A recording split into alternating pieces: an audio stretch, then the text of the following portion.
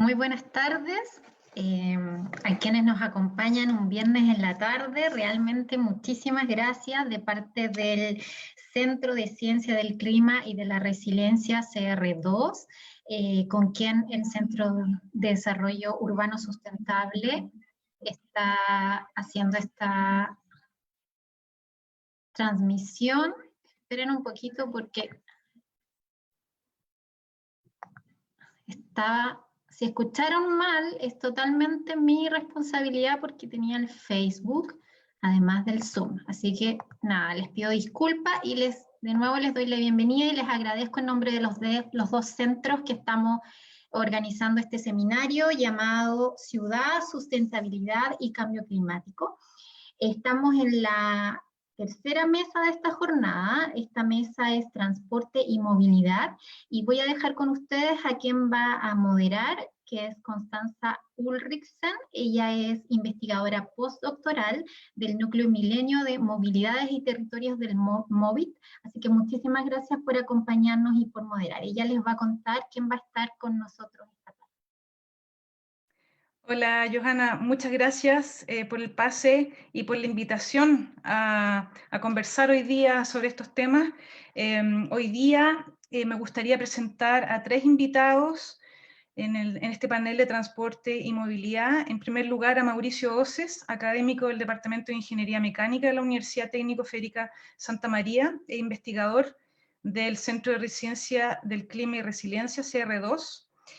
Tenemos a Rosana Forray, académica de la Facultad de Arquitectura de la Universidad Católica de Chile, investigadora del CEDEUS, y también tendremos prontamente a Ricardo Urtubia, académico de la Facultad de Ingeniería de la Universidad Católica y de la Facultad de Arquitectura de la Universidad Católica, quien es investigador del CEDEUS y del Instituto de Sistemas Complejos de Ingeniería de la Universidad de Chile.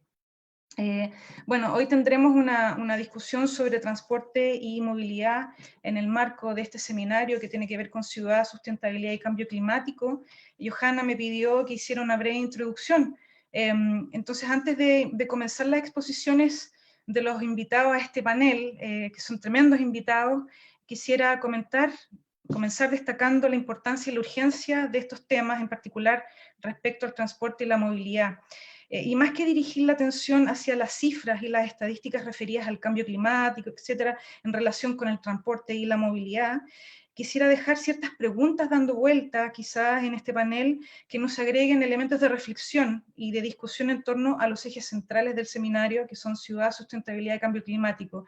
En primer lugar, cómo el enfoque de la movilidad nos ha llevado a otros ámbitos de acción, haciendo cada día más evidente que no es un subtema del transporte, ni menos un sinónimo. Eso se ha visto reflejado con mayor fuerza durante los últimos años, gracias al trabajo de mucha gente que ha abierto la mirada y los horizontes de su quehacer. También ha quedado en evidencia con el estallido social, primero y después con la pandemia. También decir, por ejemplo, que en un mundo cada vez más conectado quedó en evidencia que no solamente las personas se mueven en las ciudades, sino que los territorios son móviles, así como los virus, las cosas, las ideas, y que las velocidades son mucho mayores a los que nunca imaginamos. Solo pensemos que justo hace un año, el 17 de noviembre, se conocía el primer caso del misterioso virus en la ciudad de Wuhan, en China.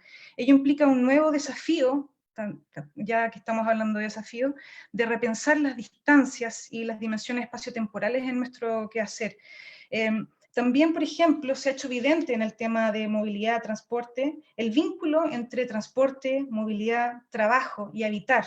En el caso, por ejemplo, de los conductores y repartidores por aplicación, trabajadores que muestran cómo habitar, moverse, trabajar son actividades de la vida cotidiana, que se confunden y se entremezclan. Son actividades productivas y de reproducción de la vida que se desarrollan en el espacio urbano y el espacio vial, cuestionando la utilidad de los marcos conceptuales, las encuestas de origen-destino en el caso de sus jornadas laborales, e incluso actualmente dando la pelea por ser reconocidos incluso como trabajadores. Entonces, la evolución desde el transporte a la movilidad no elimina, por supuesto, la primera, sino que abre el lente y nos complejiza la mirada. Esto implica un desafío que no es nuevo, y que es más bien una urgencia, diría yo, de hacer ciencia de manera interdisciplinaria. Porque las visiones fragmentadas ya no están siendo útiles ni para explicar la realidad ni para mejorarla. Desde aquí otro desafío que brota desde la realidad es la necesidad de considerar la dimensión relacional de la ciencia, la sustentabilidad, la ciudad, lo relacional, no solamente como las relaciones sociales, sino como territorios que por más lejanos que están relacionados y conectados entre sí y que nuevamente con la pandemia ha quedado en evidencia. Y no solamente la pandemia, sino que es el caso de las emisiones de transporte, por ejemplo, las arboledas urbanas, la electromovilidad, que son temas que vamos a ver hoy día. Los desafíos de descarbonización, de calidad de vida urbana, abren preguntas para nuestro quehacer, como por ejemplo, ¿qué territorios tenemos en mente o para qué territorios estamos trabajando? ¿Para qué habitantes se aplican nuestros modelos y análisis? ¿A quién estamos dejando fuera y qué impactos puede generar esa exclusión? Aquí otro desafío sobre cómo desde la ciencia y nuestras agendas de investigación y centros de excelencia trabajamos la dimensión de equidad y justicia, no solo al interior de la ciudad o de las ciudades, sino de la ciudad respecto a otros territorios. La frase tu sustentabilidad implica mi zona de sacrificio, en el caso de la electromovilidad, por ejemplo, está cobrando cada vez más fuerza con ciudades y barrios que son los verdes privilegiados, y otros barrios y territorios olvidados en nombre del desarrollo urbano sustentable y la descarbonización. De ello se desprende otro nuevo desafío, que es el último que quisiera mencionar, que en realidad es una urgencia de cómo nos transformamos desde la ciencia, en todas sus disciplinas, en agentes multiplicadores de conciencia, para una real transformación socioecológica y en agentes de cambio.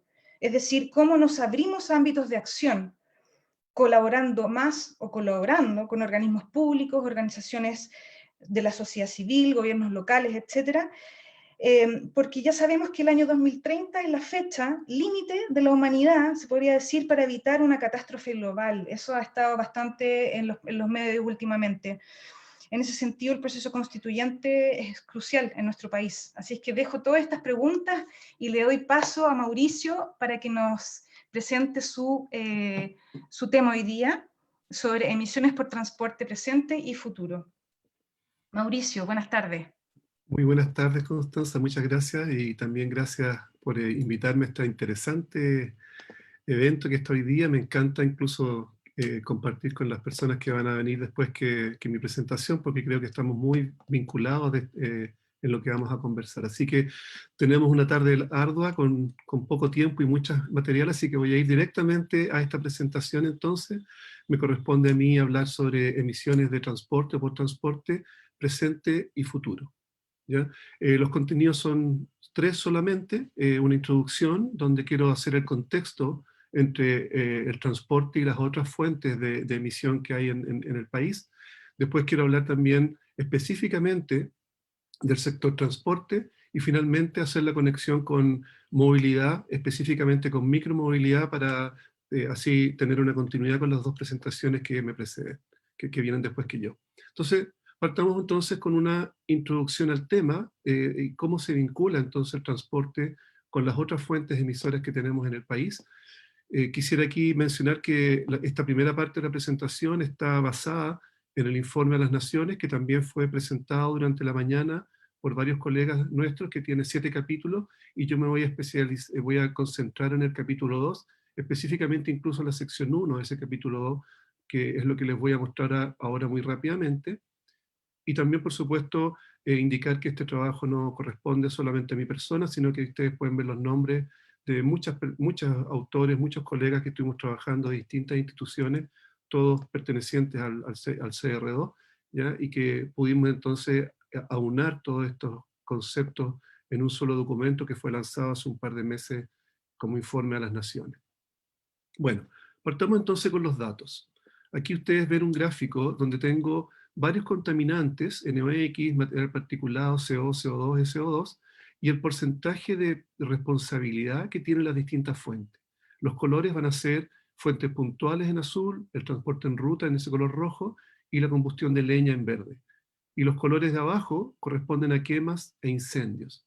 Entonces, para no complicar mucho la lectura de este gráfico, estoy tratando de usar estos iconos acá, donde ustedes pueden ver que, por ejemplo, la combustión residencial de leña, que está en color verde, domina completamente las emisiones de material particulado fino o de 10 micras, como también domina las emisiones de monóxido de carbono. Por otro lado, las quemas e incendios tienen su mayor responsabilidad también acá en la parte de material particulado y monóxido de carbono. El sector industrial, por supuesto, en dióxido de azufre, prácticamente el 100% de las emisiones provienen del sector industrial y tienen una tremenda componente en la parte de dióxido de carbono, gas de efecto invernadero, como también la mitad de las emisiones de óxido de nitrógeno a nivel nacional. Estos son datos del año 2016. El transporte, que es lo que nos convoca ahora, su participación es importante en la parte de emisiones de NOx y también tiene una participación relevante, pero en segundo lugar después de industria, con respecto a los gases de efecto invernadero, en particular el CO2. Estos datos entonces son para el año 2016.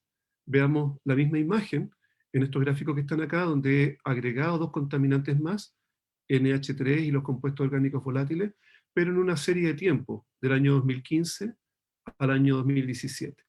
Aquí los colores, entonces, ustedes pueden ver que el color azul es el sector residencial, lo mismo que había dicho antes, domina completamente el material particulado y el CO, también los compuestos orgánicos volátiles. El sector industrial, que está diferenciado acá como energía e industria, es decir, el verde y el amarillo, domina completamente NOx, prácticamente todo el CO2 y también en las emisiones de NH3 y CO2. Y finalmente, el transporte entonces, que está en este color rojo, una participación importante durante estos 3 años en NOx y también en CO2. Eso entonces es a modo introductorio, como para poner en contexto de dónde salen estos datos y cómo está el transporte participando en el entorno de las otras fuentes antropogénicas en nuestro país. Hagamos ahora un zoom, un análisis más profundo sobre solamente el sector transporte. Aquí tengo un gráfico que ustedes pueden ver a su izquierda, que muestra las emisiones de material particulado fino, partiendo desde abajo del año 1990, llegando hasta la actualidad, al año 2020, donde cada columna representa entonces la emisión total del sector transporte vial para este contaminante, y los colores son los distintos tipos de vehículos. Los vehículos particulares, los camiones, los buses, las motocicletas. Entonces ustedes pueden ver una tendencia al aumento, y luego, pese a que la actividad económica ha seguido creciendo, las emisiones de material particulado van bajando.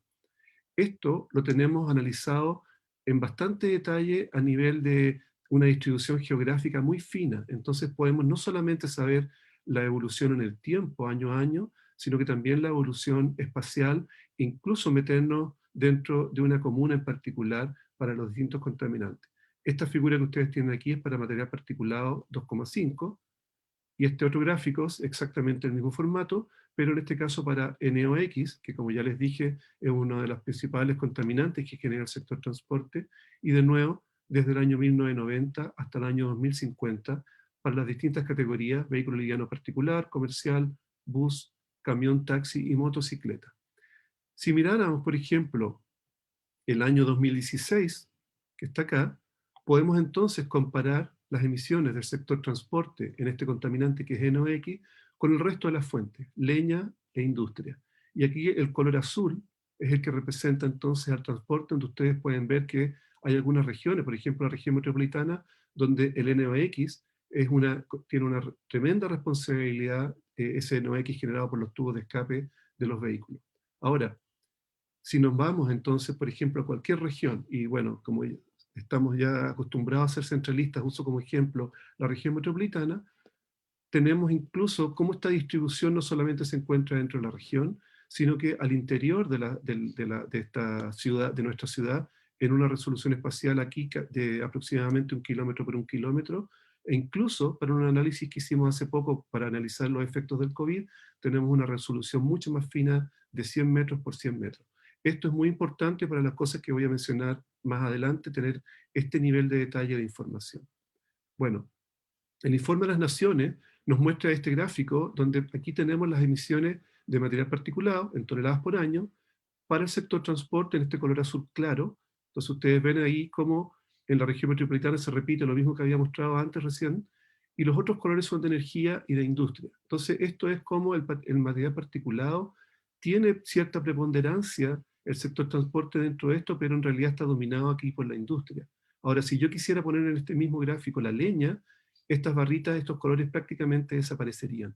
Entonces ahí llegamos a una conclusión importante, que el año 2017 el sector transporte solamente representó un 1% del material particulado fino directo anual en Chile, una proporción muy baja.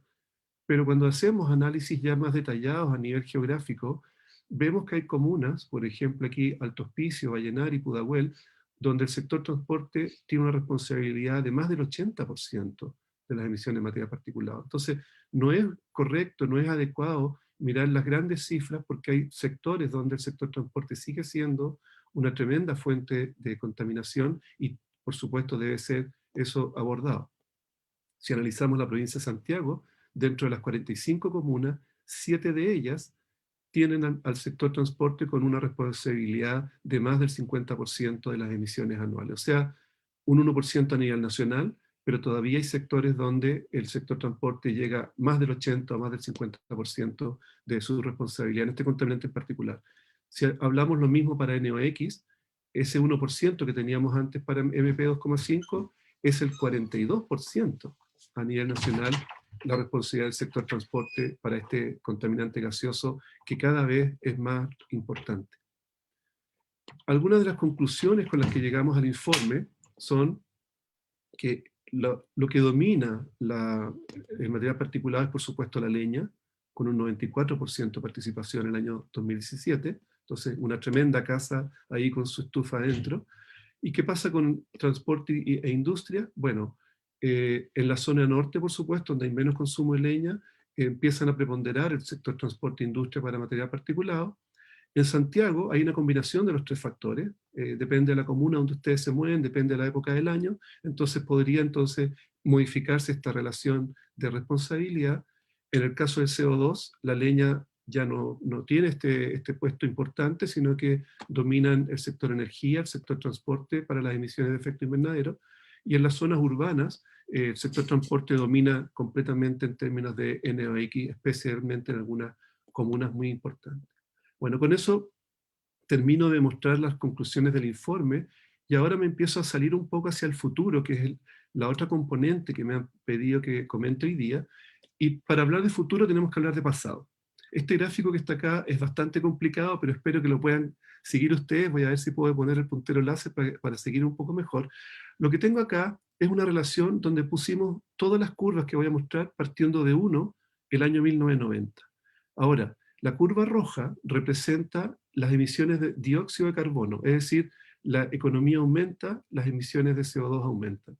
Después viene esta curva gris, que es el material particulado, que afortunadamente comienza a bajar.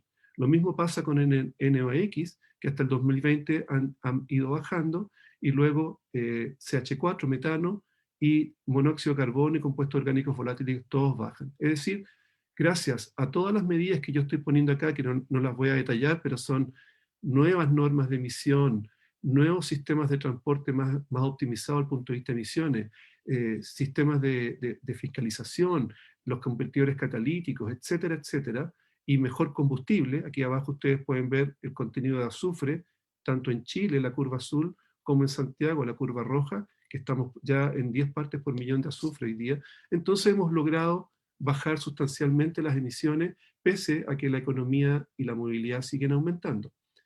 ¿Qué ocurre si nosotros miramos ahora a partir del 2016 hacia el futuro?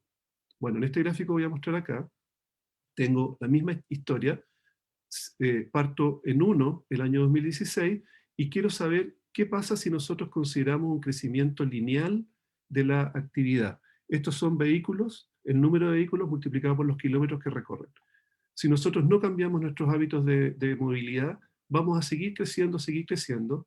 Si no nos cambiamos a electromovilidad y seguimos usando motores de combustión interna, el CO2 va a seguir casi prácticamente la misma tasa de crecimiento que el crecimiento en actividad. Si incorporamos electromovilidad, hay muchas curvas, yo muestro aquí esta en particular, podíamos entonces hacer un desacoplamiento entre el CO2 y el crecimiento económico, y si analizamos los otros compuestos, NOx, carbono negro y material particulado 2,5, todos ellos bajan pese a que la actividad económica sigue subiendo. ¿Okay? O sea, buenas noticias para estos gases, ojalá que la electromovilidad venga, pero aún así las reducciones no son lo suficientemente fuertes como para que podamos tener carbono neutralidad o ciudades limpias. Entonces, en esta mirada al futuro, lo que digo acá es, Chile ha adoptado combustibles de bajo azufre, aplausos, tecnologías de bajas emisiones, las más bajas, las más estrictas de toda América Latina, sofisticados métodos de fiscalización, también somos ejemplo para la región en todos estos temas. ¿Okay? Sin embargo, el crecimiento económico va a seguir exigiendo un aumento en la movilidad. Entonces, ¿debemos seguir tomando medidas solamente tecnológicas o también es necesario que cambiemos la conducta?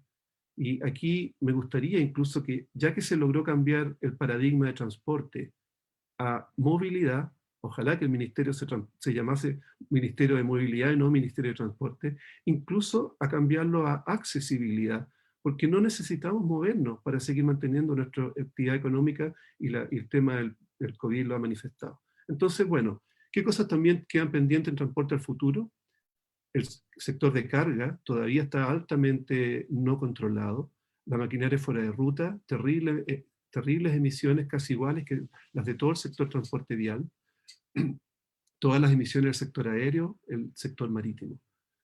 La electromovilidad viene, por supuesto, acompañada del hidrógeno para los vehículos de mayor potencia, mayor carga, y, por qué no decirlo, que es el objetivo de hoy día, la movilidad y en caso particular la micromovilidad. Entonces, ahora me gustaría con esto pasar al tercer punto, que es transporte y micromovilidad, y con eso entonces espero dejar fácilmente el pase a los expositores que vienen después. Me estoy basando en una tesis de memoria de ingeniero mecánico que se tituló este muchacho hace 3 semanas, y voy a tomar algunas de sus imágenes. Él hizo un estudio del estado del arte, analizó distintos sistemas de micromovilidad en el mundo, con bicicletas con estaciones, bicicletas sin estaciones, scooter y motocicletas eléctricas compartidas. ¿Okay? Analizó todas estas posibilidades que hoy día existen no solo en Chile, sino que en todo el mundo. Estudió algunos papers, y aquí quisiera compartir algunas ideas interesantes que él encontró y que quisimos ver si se replicaban en Chile. Cuando hay sistemas de bicicletas compartidas se produce un efecto red, que es bien interesante. Por supuesto, esto aporta a reducir los gases de efecto invernadero, y eso se puede medir. Descongestiona el transporte público, que tenemos que seguir mejorando el transporte público, pero por supuesto van a haber otras opciones ahí. Hay una desaceleración en la venta de vehículos, y no solamente ¿por qué se venden menos vehículos? Encontró varios papers que hablaban de la generación millennials, y donde ellos, por ejemplo, ya no ven el auto como una necesidad imperiosa de propiedad, y además están mucho más propensos a usar tecnologías de micromovilidad. Entonces, interesado por esto, hizo un análisis de la encuesta Origen-Destino, la más reciente que hay hasta ahora, que ya lleva casi 10 años, donde hizo el siguiente análisis. Esta tabla es un poco compleja, pero voy a tratar de simplificarla. Esta tabla es para Ñuñoa. En Ñuñoa, aquí David estuvo viendo cuántos viajes entre 0 y 2 kilómetros, entre 2 y 4, entre 4 y 6, entre 6 y 8, y mayores a 8 kilómetros, se realizan en la comuna en total, y se da cuenta que el porcentaje acumulado de viajes de 8 kilómetros o menos en Ñuñoa corresponden al 60% de los viajes. ¿Ya? Ahora, ¿cuántos de esos viajes se van a las comunas adyacentes como Las Condes, Santiago o Providencia? También es un porcentaje enorme de viajes. Es decir, la gente hace viajes cortos, que en este caso corresponde a viajes de carácter cotidiano en modo privado, es decir, viajes que se realizan todos los días y en un auto particular. Imagínense, son el 60% de esos viajes se hacen para recorrer menos de 8 kilómetros, el 42% menos de 6 kilómetros y el 9% menos de 2 kilómetros. ¿Okay? Eso entonces es un dato importante que él logró considerar, y cuando hizo el análisis no solamente para Ñuñoa, sino que para todas las comunas, llegó a identificar nichos interesantes de viajes cortos que podrían perfectamente moverse a micromovilidad, incluso lo puso con porcentajes acá estos viajes, e hizo un análisis haciendo una encuesta a un grupo chico de personas de su propia universidad, estudiantes como él, de su misma edad, post-millennial muchos de ellos, y hizo algunos cálculos, que aquí no los voy a entrar en mayor detalle, pero lo que quiero decir es que se pueden hacer este tipo de análisis a nivel micro y tratar de incorporar cuáles efectivamente, dónde debiesen ponerse bicicletas, dónde está la gente que está con mayor propensión a cambiar. Y después incluso se puso a hacer unos análisis, que aquí hay un diagrama de Pareto un poco complicado, pero lo que quiero decir es que tomó de nuevo la comuna de Ñuñoa como ejemplo y vio cuántos de esos viajes acumulados se van a la misma comuna, o a una segunda comuna, o una tercera comuna. Y ve que el 50% de los viajes solamente se mueven entre la comuna de origen y las comunas adyacentes, ¿ya? Y esas comunas son la comuna 91, 70 y 72, que son Ñuñoa, es decir, la misma comuna, Santiago o Providencia. Y después de eso hizo un mapa donde puso en verde todos los viajes que tienen origen en la comuna de Ñuñoa, que son de categoría cotidiano-privado, y en rojo el destino de ellas. No las quisimos unir con líneas para no complicar el gráfico, pero lo que queremos mostrar acá es que mucha gente en Ñuñoa, según la encuesta origen-destino, realiza estos viajes desde un punto verde a un punto rojo en un automóvil privado, y ese viaje lo realiza cotidianamente. Perfectamente, si es que existieran condiciones, estos viajes se podrían transformar a micromovilidad. Y él llega con algunas conclusiones acá, que en la zona de Santiago, muchos viajes son menores a 8 kilómetros, ahí están los porcentajes para que ustedes vean, todos superan el 50%. En la encuesta apareció el concepto de seguridad como uno de los factores más importantes que hace que la gente no empiece a utilizar de forma masiva estos elementos. Y la bicicleta juega un rol muy importante con respecto al scooter. La gente prefiere las bicicletas, al menos en la encuesta que él realizó. Se pueden estimar las emisiones de CO2 al hacer esto, incluso al hacer ello, uno ve que hay un condicionamiento con el nivel socioeconómico de la zona donde está la persona, y saber la ubicación exacta de los viajes es muy importante para poder invertir en infraestructura dedicada. Entonces con eso termino mi presentación y dejo acá esta idea que con una amiga que estudia el pasado, también estamos pensando por qué no nos incorporamos, recordamos cómo se viajaba en la antigüedad en nuestra región antes de la llegada de los españoles, y tratamos de emular eso, tal vez no con llamas, pero sí con llamas de 2 ruedas. Muchas gracias. Muchas gracias, Mauricio, por tu presentación. Tremenda posibilidad que se abre. Me pregunto respecto de otros modos y la posibilidad de las personas de movilizarse en micromovilidad, ¿cuánto sería el impacto respecto de todos los otros modos que existen? Si quieres lo podemos ver después en las preguntas y comentarios. Me gustaría dar el pase ahora a Rosana Forray, quien nos va a presentar su investigación sobre desarrollo de corredores verdes, caracterización, diseño, identificación de oportunidades. Rosana, buenas tardes.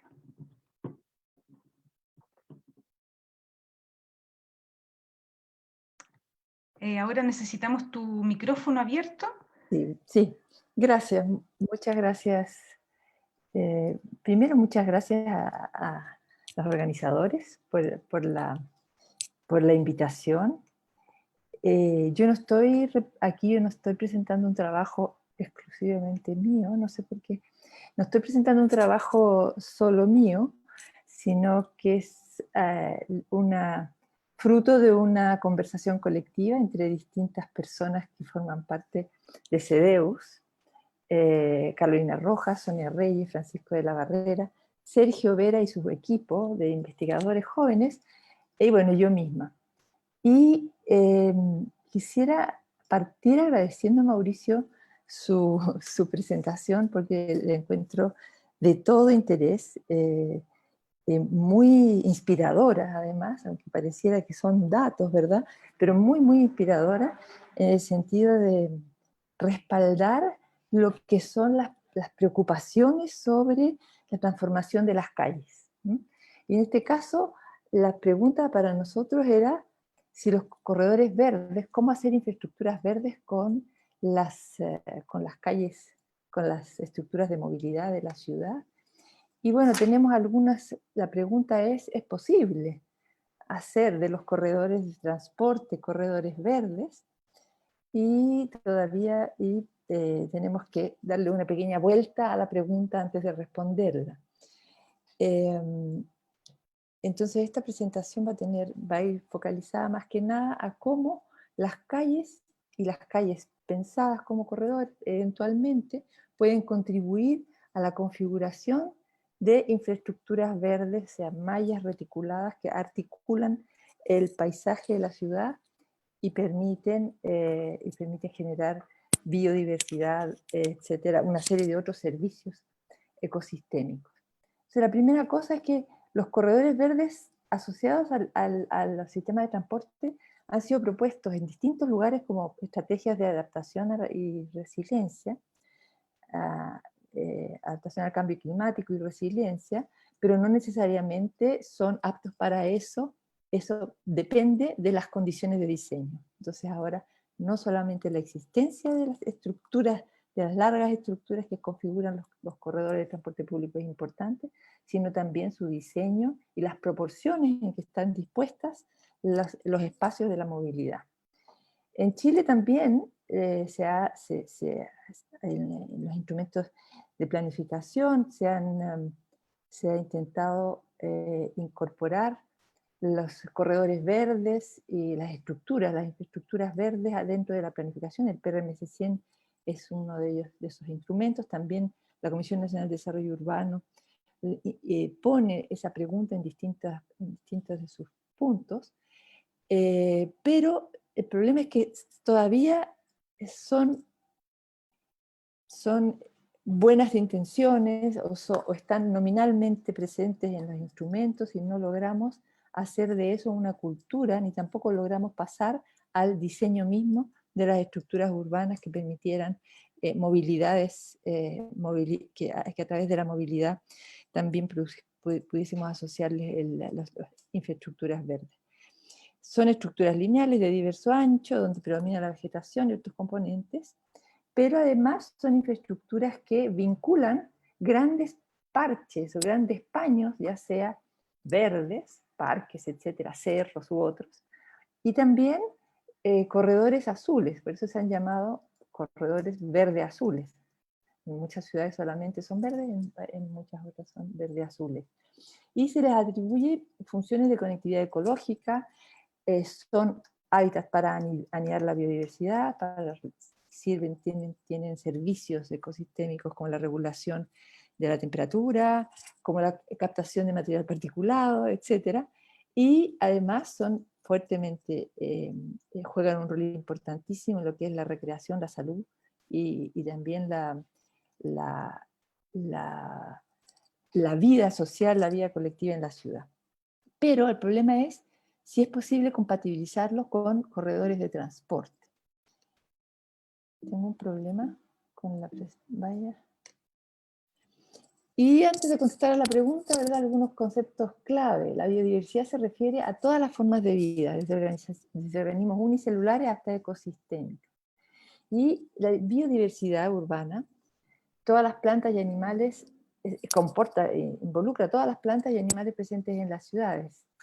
Y por lo tanto, la vegetación es lo que uno ve más, pero también están desde los insectos, las aves, reptiles, hongos, etcétera, etcétera, toda otra masa de biosfera que está presente dentro de lo que son los corredores verdes, cuando en efecto son infraestructuras verdes. La conectividad ecológica es otra de sus funciones, ¿verdad? Permite flujos de animales, plantas, semillas y de toda esta biodiversidad, del encuentro de la biodiversidad.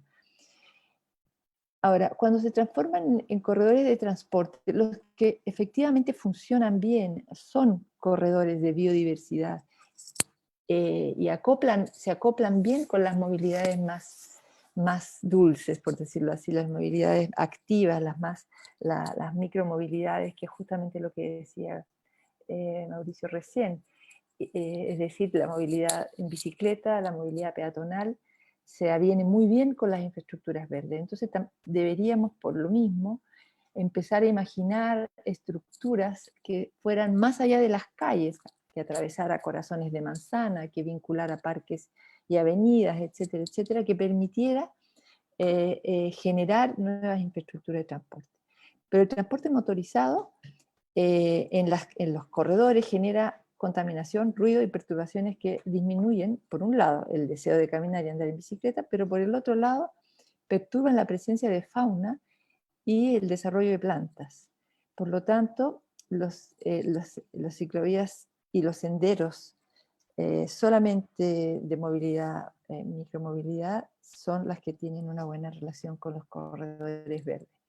Dentro de las experiencias de corredores verdes, es bien importante señalar que esta puede haber sido la idea de las infraestructuras verdes, etcétera, etcétera. Ha tenido un auge fuerte desde los años 90 en adelante, 80 en adelante, en Europa y más tardíamente en América Latina, pero tiene antecedentes muchísimo más antiguos, mediados del siglo XIX en Estados Unidos, con Frederick Olmsted, que hizo el Central Park, pero que además en Boston renaturalizó espacios que estaban completamente desafectados, microbasurales, lagunas, etcétera, que tenían problemas de contaminación, y los transformó en un corredor verde. Yo diría es de las primeras infraestructuras de corredores verdes que existen, y este es el Emerald Necklace, que se encuentra en Boston, pero eso también es importante, yo lo traigo a colación, porque crea culturas de una sociedad que se vincula al verde y al contacto con el verde de mucho más largo periodo. Yo creo que nosotros necesitamos promover y promover y promover el máximo posible esa necesidad de esas infraestructuras. Si la sociedad no las propone, difícilmente se van a ir incorporando en nuestros sistemas de decisión. Y aquí, por ejemplo, fuera del Emerald Necklace, que es el que ustedes ven arriba, ¿verdad? Se encuentra otra infraestructura que es un ferrocarril, que una vez que ha sido desafectado ese ferrocarril, la línea naranja, al lado de la línea naranja que pasa por el corazón de Boston, se crea nuevamente un corredor verde. Entonces, esto para decir que una vez que está el reflejo en la sociedad, hay una búsqueda de reproducción de ese tipo de estructuras, de infraestructuras que están presentes en lo que es el sistema urbano en la ciudad. Yo creo que nosotros tenemos mucho más incorporadas en Chile las infraestructuras verdes o la geografía en provincia que en Santiago. Bueno, los corredores, ahora, dentro de otros ejemplos, corredores verdes, ¿verdad? Y con movilidad activa, tenemos también un antecedente al High Line. El High Line se nombra mucho, el de Nueva York, pero un antecedente de él fue la Promenade Plantée de París, que también utiliza una infraestructura ferroviaria para producir arriba todo un sistema de más de 5 kilómetros, que es un corredor que es parte que conecta plazas y parques al interior de París. Y no es porque esto sea París, es porque está el reflejo de hacer del espacio de la naturaleza un espacio de la vida cotidiana. La incompatibilidad, ¿verdad?, en nuestros corredores, el diseño de nuestros corredores. Aquí tenemos el diseño de corredores en Santiago de Chile, el de Independencia abajo. Nuestros corredores han hecho justamente lo contrario de lo que son corredores verdes, ¿verdad? Son corredores de transporte público. Y entonces esto nos llama a pensar que dentro de los equipos que estén llamados al diseño de la infraestructura, perdón, el de abajo es de Maipú, los equipos llamados al diseño deberían incorporar ese como un mandato, si es que esta sociedad decide que quiere y que tiene la voluntad de generar infraestructuras verdes en la ciudad que son tan necesarias. Porque hoy el ruido, la contaminación, la iluminación, las perturbaciones, perturban a las aves, perturban el tráfico peatonal, perturban por lo tanto todo otro tipo de seres vivos que podrían circular por estos corredores. La compactación del suelo también impide el normal desarrollo de las raíces afectando el crecimiento de árboles. Después suelen tener objetivos de transporte, recreación, adaptación y conservación, pero solamente cumple fuertemente con el objetivo de desplazamiento, de transporte entendido como desplazamiento y tal vez a mayores distancias de las que nos mostraba recién Mauricio dentro de su presentación. La incorporación de vegetación, en cambio, a lo largo de estos corredores, si bien estos corredores no van a facilitar la biodiversidad de la manera en que están diseñados, sí es posible incorporar vegetación y crear infraestructuras que permitan otras funciones, como la captación de material particulado, la captación de CO2, etc. Entonces estos corredores son lugares privilegiados para hacerlo. Los que están, obviamente mucho más los que están asociados al transporte no motorizado, que pueden sostener la biodiversidad. Bueno, dentro de toda la emergencia de la resistencia al cambio climático, etcétera, etcétera, todas las ciudades están desarrollando proyectos, incluso manuales, de reorganización del espacio de la calle para producir infraestructuras verdes y además por distintos motivos, como captación de aguas, como captación de material particulado, de CO2, como espacios de infraestructuras de enfriamiento, de gestión de las temperaturas, etcétera, etcétera.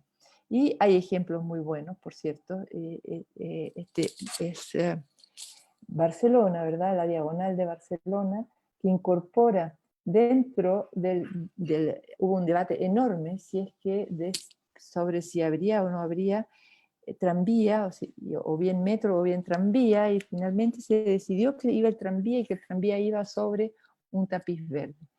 Y junto con eso, bueno, hay una experiencia larga en Barcelona sobre el diseño de las calles, y otra de sus grandes vías incorpora todos los elementos, incorpora ¿cómo se llama? Suelos permeables, ¿verdad? Y los suelos permeables son espacios excelentes, agradables para sentarse y estar, porque además de la sombra, el suelo permeable reduce el calor, pero crea un espacio, un ambiente en el ámbito de la vereda muchísimo más agradable que una vereda totalmente pavimentada como solemos tenerlas en nuestros corredores. Incluso incorpora este corredor en el eje de su calle, cuando muchas veces se dice, no, en los ejes no es tan bueno poner la ciclovía, aquí la incorpora en el eje, tiene jardines de lluvia, o sea, superficie para captar las aguas lluvia, que separan de la circulación, pero además reduce sustancialmente el espacio de la circulación de los vehículos. Pero todo esto no se da sin una fuerte implicación ciudadana, sin una gobernanza bastante importante. Es decir, mesas de trabajo contra el ruido, redes sociales ciudadanas para el desarrollo sostenible, proyectos internacionales, pactos para la movilidad, etcétera, etcétera. Una discusión constante que pone y que impone a las autoridades locales un diseño de calidad en el espacio público. Bueno, hay otros casos que son bastante menos democráticos. Este que es el canal de Cheonggyecheon, de Seúl, en donde la decisión fue de demoler una autopista, que tenía más de 7 pistas, con pistas abajo incluso, ¿verdad? Demolerlas para para generar una estructura verde azul y recuperar entonces el canal que pasaba por debajo, que había sido canalizado en los años 50. Y para producir un espacio de absoluto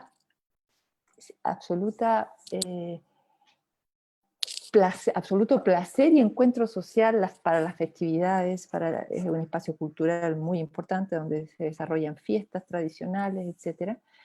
Y todo el mundo se pregunta, bueno, ¿y qué pasó en Cheonggyecheon con los autos que pasaban por encima? Pues no pasó nada, lo único que ocurrió fue que mejoraron los precios del entorno y mucha población pobre que vivía en el entorno salió expulsada, lo cual también es un efecto de los trabajos de paisajismo importantes dentro de las ciudades. Pero los sistemas de transporte se diversificaron en las calles aledañas y no existe ningún problema. Esta fue una medida tomada totalmente es una medida bien autoritarista del gobierno central de Seúl. Bueno, ahora voy a ir mucho más rápido. Las infraestructuras verdes, entonces, como veíamos ya venimos viendo, ¿verdad? Las infraestructuras tienen diversas funciones. Acogen la biodiversidad, producen sombra, capturan CO2, NO2, aportan a la gestión de ciclos del agua, capturan material particulado, son obviamente espacios de conectividad, estructuras de conectividad para las personas y biológicas, y tienen servicios ecosistémicos, por lo tanto. Servicios que se pueden instalar dentro de las calles, en este caso de los corredores, manejo de agua, regulación de temperatura, ahorro energético, regulación del clima y producción local de alimentos, también producción local de alimentos. Esto puede hacerse en las calles, pero en calles secundarias, no necesariamente en calles primarias. Y tiene también beneficios sociales, como decía, de enorme importancia, que están cada vez siendo más importantes dentro de lo que son las iniciativas sobre infraestructuras verdes. En Chile tenemos ejemplos bien interesantes. Uno, el Parque Caucaria de Copiapó, no sé si lo conocen. Otro, el Mapocho 42K. Y un tercero, el Parque Humedal Los Batros de San Pedro de la Paz.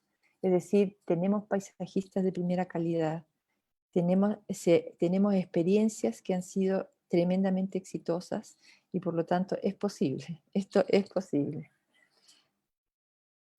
Los corredores propuestos por el Comité Urbano de la COP se proponen, dentro de estos corredores verdes, ¿verdad? Se propone que se vinculen con ciclovías urbanas que puedan además vincular diversas ciudades. Por ejemplo, imaginemos los sistemas de ciudades cercanas en el sur, Frutillar, Puerto Varas, etc. Entonces es posible hacer sistemas de micromovilidad que están asociadas a corredores verdes, que sean grandes infraestructuras que acogen biodiversidad. Estas ciclovías mejoran la conectividad, por cierto, y permite recuperar los espacios abandonados y dotarlos como espacios de vida social. Dentro de lo que son en Santiago, algunas posibilidades potenciales, si pudiéramos soñar, ¿verdad? Aquí traigo a la izquierda una imagen de un alumno de una tesis de magíster proyecto urbano que dijo, a ver, ¿por qué no ocupar las fajas vías como corredores verdes? Y entonces hace un cálculo de 26 kilómetros que podrían pasar por los barrios más pobres de Santiago, funcionando como corredores verdes. El tren a Nos, el tren a Batuco, el tren a Melipilla. Y por otro lado, yo creo que, para no terminar con las estructuras de ferrocarriles abandonados o en desuso, en todos los países del mundo se reutilizan como corredores verdes, cicloviables, etc. También a la derecha, yo insisto, es una insistencia de muchos años, para decir que los grandes ejes de nuestra ciudad, que fueron los antiguos caminos que llevaban hacia afuera de la ciudad, Independencia, Recoleta, Santa Rosa, la Gran Avenida, Vespucio, Vicuña Maquena, etcétera, etcétera, son grandes estructuras que se encuentran ahí listas para ser trabajadas como infraestructuras verdes y que podrían llevar hacia los barrios más pobres de la ciudad espacios de recreación y además de dignificación del espacio público. Esto es una pequeña imagen que muestra cómo eran antes. Nosotros al principio del siglo, las calles, esas grandes vías de las que estaba hablando recién, Américo Vespucio, tenían 40 metros, incluso Vespucio tiene más. Tenían los 40 metros, tenían los espacios, la vegetación, estaban esta es Gran Avenida y este es Pajaritos. Y aquí tenemos, ¿verdad? Pajaritos y al lado tenemos el corredor hoy día de Maipú. Es posible, es perfectamente posible restituir, reimaginar formas de verdificar, de entregar, de dotar de vegetación esas grandes infraestructuras. Tenemos ejemplos también, ejemplos, el proyecto de la nueva Alameda Providencia, que nunca ha visto el día, ¿verdad? Que nunca ha visto la luz, pero que también fue una propuesta de paisajismo y proponiendo a la Alameda como un corredor verde. Otras propuestas, otro trabajo que hicimos en el bosque, al sur de Vespucio, también proponiendo la avenida Los Morros, también tiene un ancho de 30 metros que permite perfectamente alojar un corredor verde. Bueno, algunos elementos, estoy a punto, ya voy a pasar a la última parte, algunos elementos como síntesis, ¿no? ¿Qué puede una calle aportar como espacio para recuperar, para hacer gestión de resiliencia al cambio climático? Bueno, la captura de las aguas, una de ellas, hay un profesor en CEDEUS que está trabajando sobre eso, Jorge Gironás, ¿verdad?, sobre la captura de las aguas y tal vez su reinserción para la plantación y la vegetación en nuestras infraestructuras, en nuestras calles, y con ello permitir el enfriamiento de las especies, el enfriamiento de las calles, etcétera, y la captura de materiales particulados. Muchas soluciones hay, está lleno de manuales de sistemas de jardines de lluvia, etcétera, para captar esas aguas, administrarlas y reutilizarlas. Sirven para regulación climática, islas de calor, infiltración, etcétera, etcétera. Y aquí termino con esto, voy a presentar una mínima presentación del trabajo del profesor Sergio Vera, que no es sobre los corredores verdes, es sobre los techos verdes y sobre los muros verdes, pero que vienen a acompañar lo que podría ser las plantaciones vegetales en sistemas de corredores. Tenemos, bueno, aquí él nos muestra ejemplos en Holanda, donde los mismos los paraderos de buses tienen techos y muros verdes, ¿verdad? También nos dice que las carreteras, en las carreteras los muros verdes también sirven para capturar gases emitidos por los vehículos, ¿verdad? Aquí esta imagen muestra cómo los gases emitidos se filtran en los espacios en el concreto, en cambio en los muros verdes se absorbe por las plantas y puede ser reciclado en forma de oxígeno. Ellos trabajaron con techos verdes y con muros verdes, han hecho bastantes modelaciones. Esta es una que compara en una caja típica del retail, ¿verdad?, la reducción de la demanda de energía que tiene un edificio del retail en Santiago, en Atlanta, en Tampa, en Tucson, cuando no tiene nada, cuando tiene techos verdes, cuando tiene muros verdes, tiene mayor ahorro de energía, y cuando tiene las dos, o sea, se puede llegar hasta un 34% de ahorro de energía con la implementación de techos y de muros verdes. Después ellos trabajan también sobre qué tipo de plantas son las que resisten mejor o peor al enfriamiento. Habla de resistencia estomática, que es un término que yo conozco poco, pero trata sobre el potencial de enfriamiento de las plantas, ¿verdad? Y aquí muestra cómo una planta que tiene menor potencial, menor resistencia estomática, las que tienen menor resistencia son las que no se enfrían rápidamente. En cambio, las que tienen mayor resistencia, estoy equivocada, me equivoqué. Las plantas que tienen mayor resistencia estomática no transpiran y por lo tanto no enfrían fácilmente el entorno. En cambio, las que tienen menor resistencia enfrían más fácilmente porque transpiran rápido y por lo tanto permiten un mayor intercambio de temperatura más baja.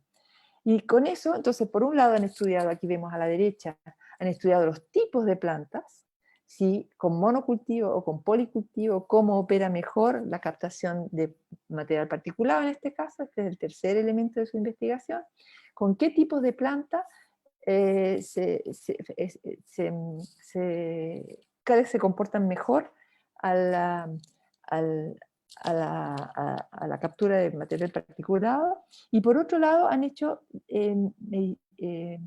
simulaciones, modelaciones, para ver en dónde, esta es la Plaza de Armas, Santiago, es para ver dónde, qué tan cerca de la calle y de qué manera la implementación de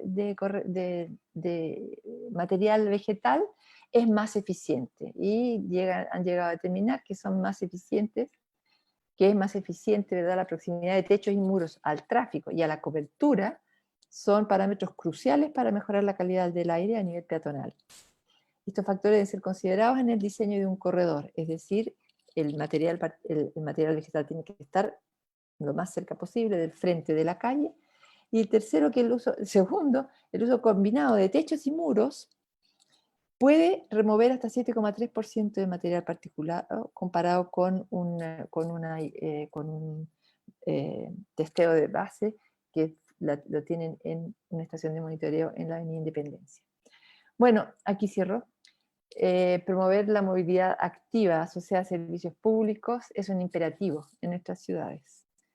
Por otro lado, promover la construcción de infraestructuras verdes también lo es, pero en Chile además, más en provincias que en Santiago, tenemos una geografía privilegiada, con sistemas naturales complejos en los que se han asentado las ciudades, que ofrecen oportunidades enormes para la planificación del diseño urbano territorial basado en infraestructuras verdes y azules. También tenemos los profesionales y técnicos adecuados, y también contamos con voluntades expresadas en los documentos que orientan la planificación. El problema es que ahora tenemos que hacerlo, y eso requiere voluntad política. Cuando el diseño de las calles hoy no contempla las infraestructuras verdes, todos los manuales, lo que hoy rige a nuestra legislación sobre el diseño vial, no contempla las infraestructuras verdes. Por otro lado, hay descalce en las institucionalidades encargadas de diseñar y construir la vialidad, con las encargadas del medio ambiente. Ahí se requieren trabajos más concatenados. Tampoco contamos con autoridades con mandatos específicos para que se implemente lo que viene dicho en las voluntades de planificación, de los instrumentos de la planificación. Estas son, en general, iniciativas de los gobiernos locales. Entonces, por lo mismo, creo que es una buena tarea para encargarle a los gobiernos regionales pronto que tenemos que elegir autoridades. Yo creo que los gobiernos locales, comunales, intercomunales, son quienes pueden llevar adelante por lo menos la iniciativa de este tipo de proyectos. Muchas gracias, Rosana. Tremenda presentación, hay muchos elementos en el fondo de cómo soñar esta ciudad futura. Y bueno, yo tengo varias preguntas, han surgido otras en el chat, así es que vamos a dejarlas para el final y vamos a pasar inmediatamente a presentar a Ricardo Urtubia. Hola, Ricardo, ¿qué tal? ¿Cómo te va? Ricardo Urtubia, que ya lo presentamos anteriormente, nos va a presentar ahora su investigación, me imagino que es una investigación o parte de sus trabajos sobre integrando transporte no motorizado y electromovilidad para una ciudad de 15 minutos.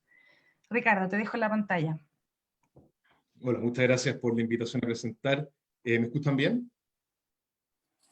Sí. Sí. Ya, perfecto. Bueno, este es un trabajo que hemos preparado con Carlos Muñoz. No es una investigación en curso que lleve mucho tiempo, sino que más bien son varias ideas que estamos juntando en esta presentación para hacer más bien una propuesta, una metodología para estimar el impacto de distintas políticas a la hora de reducir emisiones, en particular emisiones de carbono, ¿ya? Y con un foco que incluye además una propuesta al final relacionada con la electromovilidad, ¿ya? Y en particular con la electromovilidad liviana, es decir, bicicletas eléctricas o scooters, pero vamos a enfocar en bicicletas eléctricas, ¿ya? Entonces, dicho eso, voy a comenzar.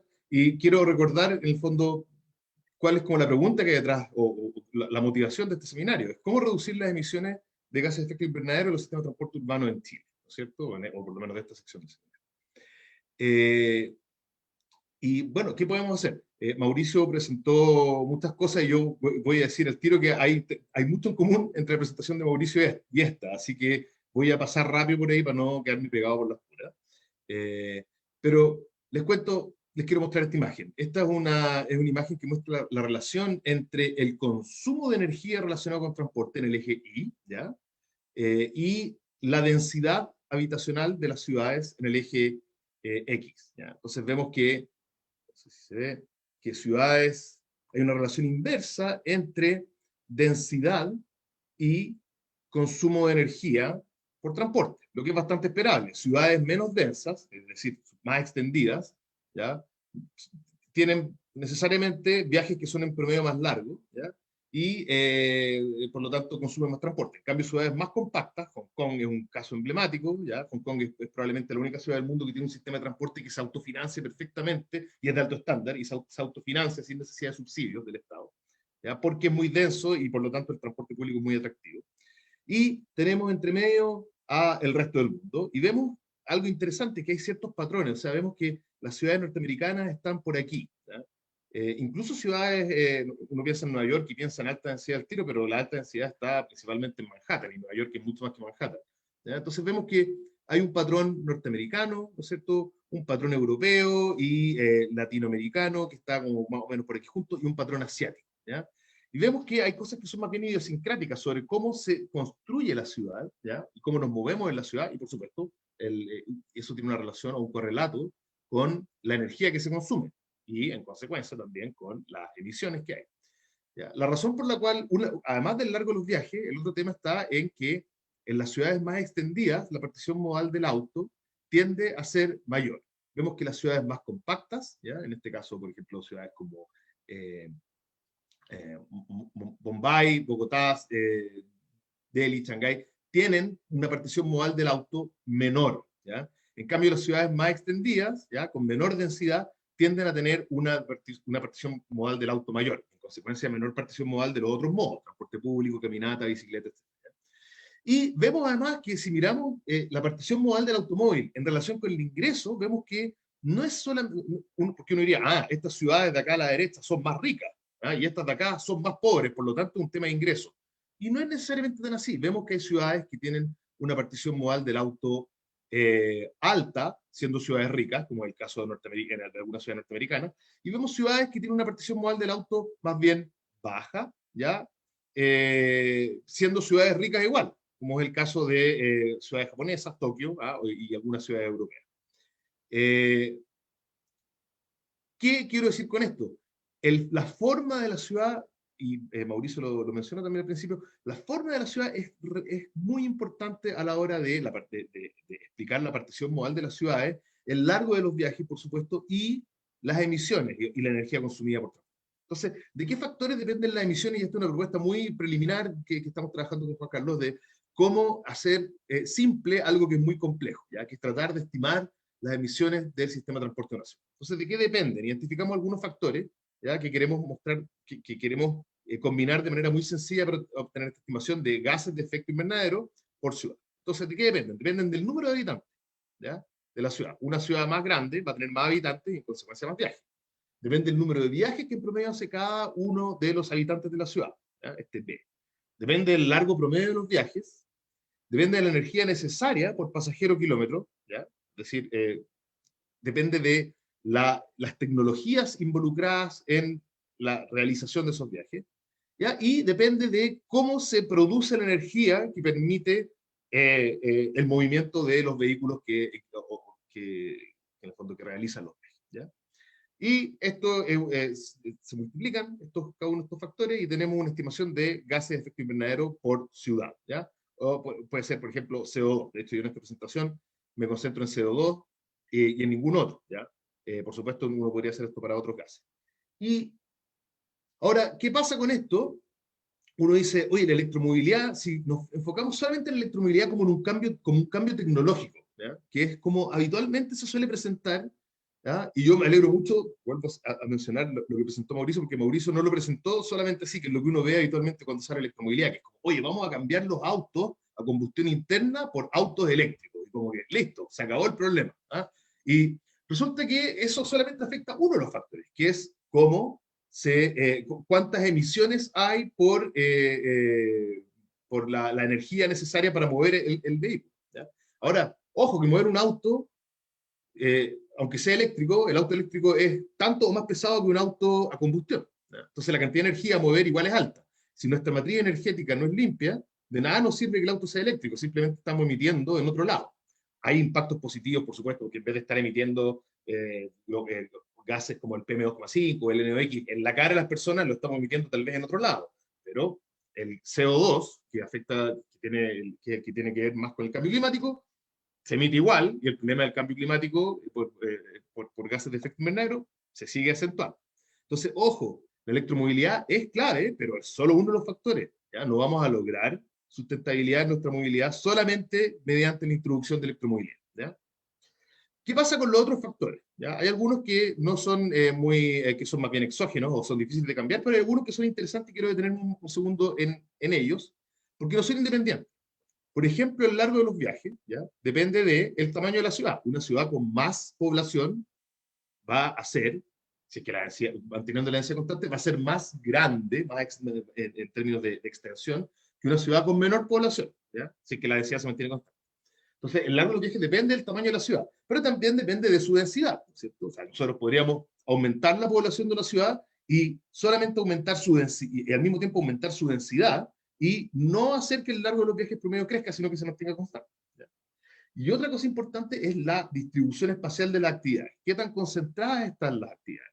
Una ciudad con un solo centro, ¿ya? Santiago tiende a ser más o menos una ciudad monocéntrica, no es una ciudad perfectamente monocéntrica como las de los economistas les encantan las ciudades perfectamente monocéntricas, pero son modelos simplificados de la realidad.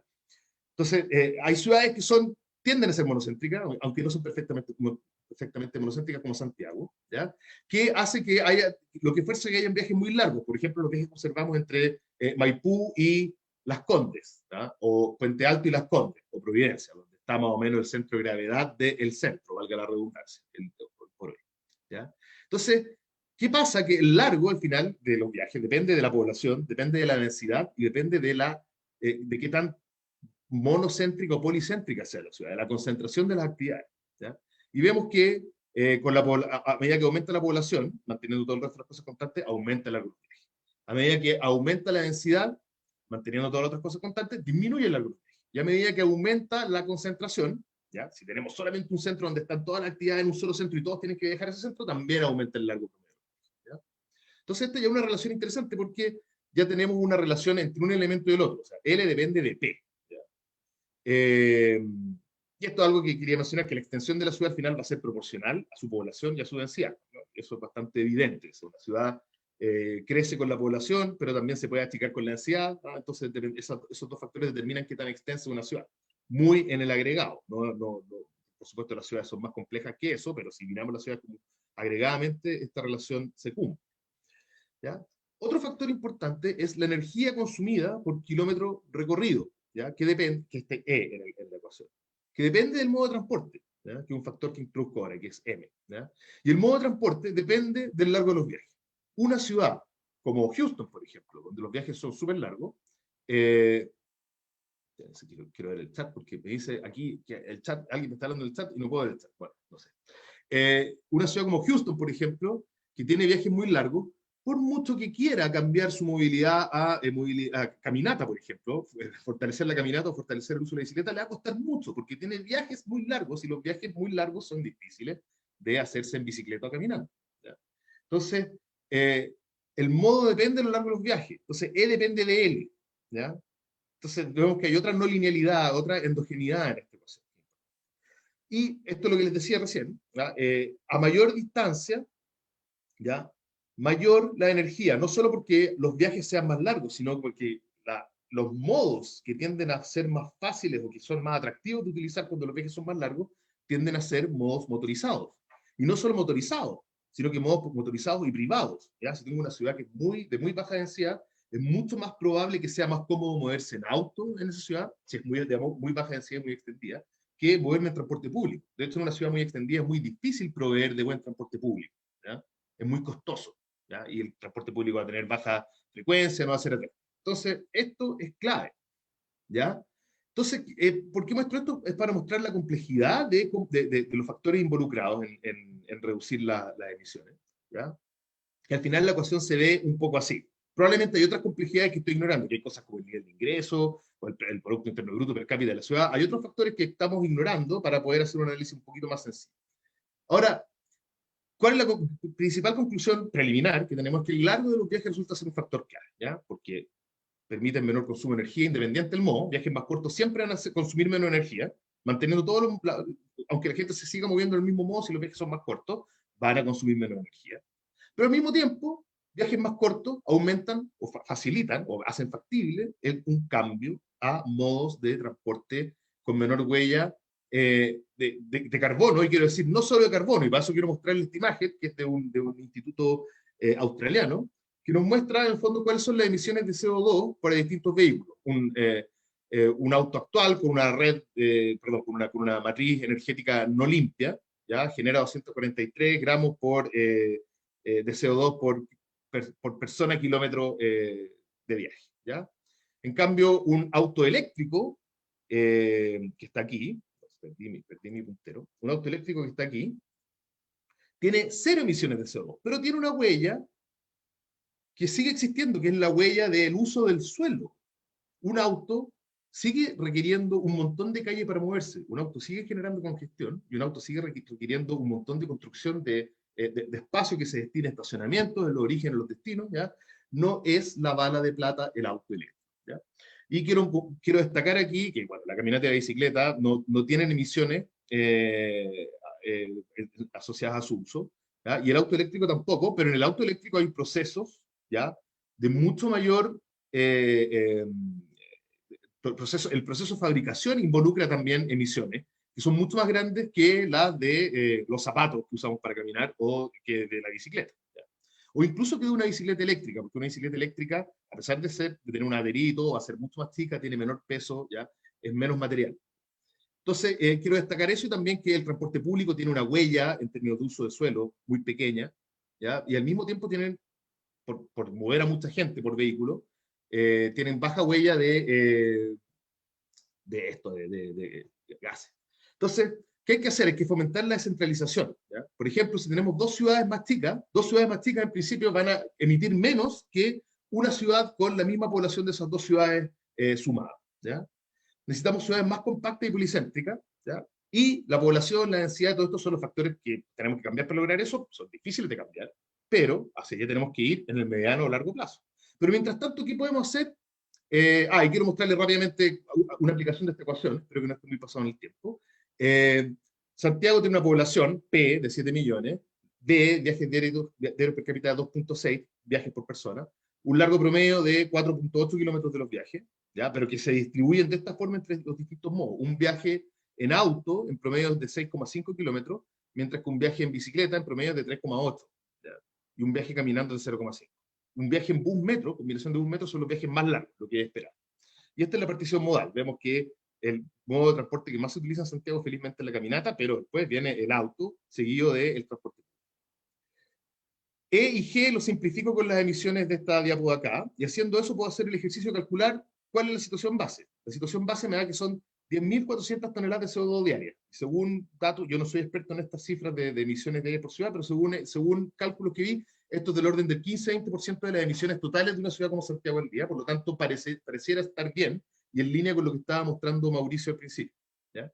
Si quisiéramos reducir esto a la mitad, ¿qué tendríamos que hacer? Tendríamos que matar a la mitad de la gente. Aquí hay una referencia a una película reciente en que aparece este personaje que quiere acabar con la mitad de la población del universo porque es sostenible. Claramente no es buena idea eliminar a la mitad de la gente. No podemos eliminar a la mitad de la gente para acabar con la mitad de la emisión. Podemos hacer otras cosas más razonables, como por ejemplo, reducir los viajes por persona a la mitad. Y esto se puede lograr mediante teletrabajo. Sin embargo, como hemos visto recientemente, el teletrabajo es algo que pueden hacer principalmente las personas de altos ingresos. Y la mayoría de la población no tiene tanta facilidad para teletrabajar. Hay una gran cantidad de trabajo que van a requerir siempre igual ir físicamente hasta el lugar de trabajo, por lo tanto requieren movilizarse. O podemos lograr esta reducción del 50% del CO2 emitido cambiando el 72% de la flota de autos a autos eléctricos o híbridos, ¿ya? Asumiendo que reducen sus emisiones de los 200 y tantos gramos a 100 gramos de CO2 por kilómetro. O o cambiar el 55% de la flota por autos eléctricos si es que nuestra matriz es completamente limpia, o sea, no hay ninguna, la generación es completamente a través de energía eólica, energía solar, etc. No estamos emitiendo al generar la energía. Vemos que estas cosas no son fáciles, ¿ya?, de lograr. Sin embargo, hay un cambio que es mucho más rápido, que es cambiar un cambio modal del 55% de los viajes, menos que el 72%, ¿ya?, en auto a bicicleta o e-bike, ¿ya? ¿Por qué esto es más fácil? Porque el 55%, transformar el 55% de la flota de autos en autos eléctricos es carísimo, requeriría un subsidio gigantesco. En cambio, cambiar un 55% de los viajes en auto a bicicleta o e-bike es posible, no es una locura pensar en eso. ¿Por qué? Porque hay razones, hay varias, se las voy a tratar de mostrar ahora. ¿Qué pasa con las bicis eléctricas? Que son una cosa que existe hace mucho tiempo, pero desde hace poco empezaron a ser muy económicas, como les voy a mostrar en un par de diapositivas. Este es un trabajo de unos noruegos, recientemente publicado, que muestra que la gente que usa la bicicleta eléctrica pedalea el doble, tanto en frecuencia como en distancia. Está dispuesta a ir el doble de lejos y está dispuesta a pedalear el doble de veces a la semana para moverse en bicicleta que si esa misma persona lo hiciera con una bicicleta normal, ¿ya? Entonces es una muy buena noticia. Las bicicletas eléctricas nos facilitan el uso de la bicicleta y además permiten llegar más lejos. Vemos además que las bicicletas eléctricas, en el caso de China, tienen bajas emisiones, porque la matriz china al parecer no es muy limpia. En cambio, los autos eléctricos, a pesar de tener o sea, tienen emisiones de CO2 similares a las del auto ¿cómo se llama? A combustión interna. ¿Por qué? Porque la matriz energética china al parecer no es tan limpia, ¿ya? Y vemos que las bicicletas eléctricas tienen una emisión del orden de 3 gramos de CO2 por pasajero kilómetro. O sea, es prácticamente inexistente. Es como casi lo mismo que andar en bicicleta, ¿ya? Que en bicicleta eléctrica. Y las bicicletas eléctricas tienen la gracia además de que, como les contaba, duplican el uso, ¿no es cierto?, duplican la distancia. ¿Por qué? Y esto es otro estudio de unos suecos que muestra que es más bien antiguo, pero que muestra que empíricamente la gente se mueve en promedio a casi 10 kilómetros por hora más rápido cuando tienen bicicleta eléctrica. Entonces, puedo llegar más lejos, porque me canso menos, pero además puedo llegar más lejos en el mismo tiempo. Y eso me lleva a la famosa, y un poquito manoseada a esta altura, idea de la ciudad de 15 minutos, que es una muy buena idea, pero le está pasando lo mismo que a las Smart Cities, que se volvió una palabra que todo el mundo usa, y a veces no muy bien, creo yo.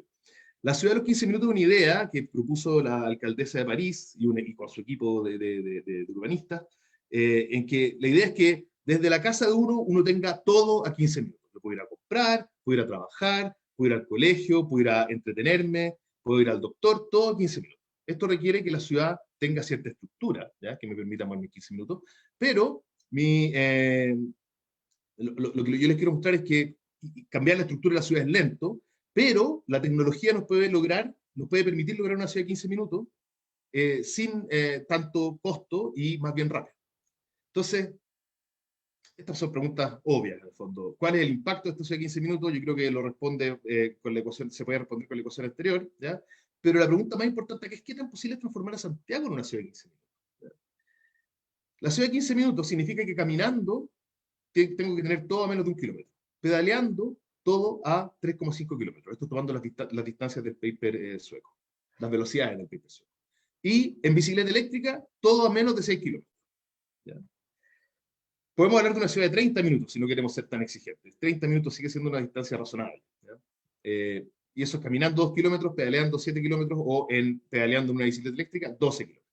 Y la gracia de la bicicleta eléctrica, que es de todo tipo, es que hoy día son muy baratas. De hecho, estas están a 430.000 pesos el día de hoy, pero es porque hay un boom de demanda por bicicletas eléctricas, producto de la pandemia y todo lo que ha pasado. Hace unos meses atrás había bicicletas eléctricas por 300 y tantos mil pesos. O sea, son baratas en términos relativos, mucho más baratas que un auto, ¿ya? Y emiten mucho menos que un auto eléctrico, son la papa, ¿ya? Entonces sabemos que esto pasa ahora, y además sabemos que los viajes en bicicleta son así, ¿ya? El 89% de los viajes en bici son de hasta 7 kilómetros, ¿ya? Y estos son del orden de 600.000 viajes al día, con un largo promedio de 3,8 kilómetros, todos los viajes, ¿ya? Y en cambio los viajes en auto, si los miramos, esto es muy parecido a la tabla que mostró Mauricio. Aquí estoy mostrando el número, el número de viajes, ¿ya?, realizados en auto en Santiago según largo. Vemos que la mitad de los viajes que se hacen en auto en Santiago son de menos de 4 kilómetros, son de hasta 4 kilómetros de largo. Estos perfectamente se pueden realizar en bicicleta y aún más fácilmente se pueden realizar en bicicleta eléctrica. No todos, porque hay viajes complejos que requieren llevar niños, llevar cosas, etc. Pero yo les aseguro, y no les aseguro, yo lo sé, que dentro de estos viajes hay un número importante de viajes que son viajes fáciles de reemplazar, de cambiar de modo del auto hacia la bicicleta. Con los 7 kilómetros, que es lo que nos permitirían las e-bikes, tenemos 67% de los viajes, ¿ya? Y lo mismo podemos decir de otros modos. Hay un número importante, no es la idea quitarle demanda al metro o al bus, pero también hay una cantidad importante de viajes que son cortos y que se podrían realizar en bicicleta y bicicleta eléctrica. Ricardo, Entonces, te propongo que vayas cerrando porque se me están acumulando preguntas para ti. Ya, estoy cerrando en este instante. Entonces, ¿cómo se vería un Santiago de 15 minutos, tomando en cuenta caminata, bicicleta y bicicleta eléctrica? Para eso voy a usar una medida de accesibilidad, que se define como la cantidad de oportunidades de un cierto tipo, que yo puedo alcanzar en una ventana de tiempo. O sea, la cantidad de oportunidades, ¿ya?, por una función que hace que esa oportunidad en el fondo desaparece para mí, o se hace muy poco atractiva cuando paso un cierto tiempo, ¿ya?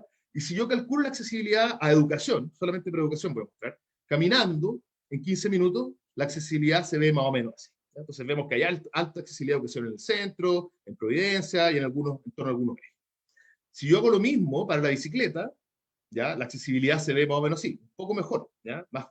Alcanzo más lugares con alta, o sea, hay más lugares con alta accesibilidad si yo considero que la bicicleta es el modo para llegar a la educación. Y si yo lo hago con e-bikes, esto se ve así. Ahora ustedes dirán, oye, la diferencia no es tanto entre uno y otro. Lo que pasa es que aquí la escala ha ido cambiando, no sé si se fijan. La accesibilidad ha ido creciendo un montón a medida que voy cambiando de modo. Si yo les muestro este mismo mapa de e-bikes, pero con los umbrales de corte, ¿ya?, de accesibilidad del mapa de la caminata, se ve así la ciudad. O sea, esto es en términos de accesibilidad comparable de caminata, accesibilidad a educación, caminando, si lo hiciera en e-bike. O sea, básicamente me queda la ciudad entera con alta accesibilidad a educación, únicamente gracias a tener e-bikes. Ahora, para eso, ¿qué necesitamos? Este es un paper reciente que publicamos con otro colega, Juan de Ortúzar y Margaret Gutiérrez, que está haciendo el doctorado con nosotros, y que encontramos que la principal cosa que hace que la gente esté dispuesta a cambiarse de modo es que el viaje sea corto, las e-bikes logran que el viaje sea más corto, y que tengamos ciclovías cerca del origen, es decir, que la gente tenga acceso a infraestructura. La infraestructura es necesaria.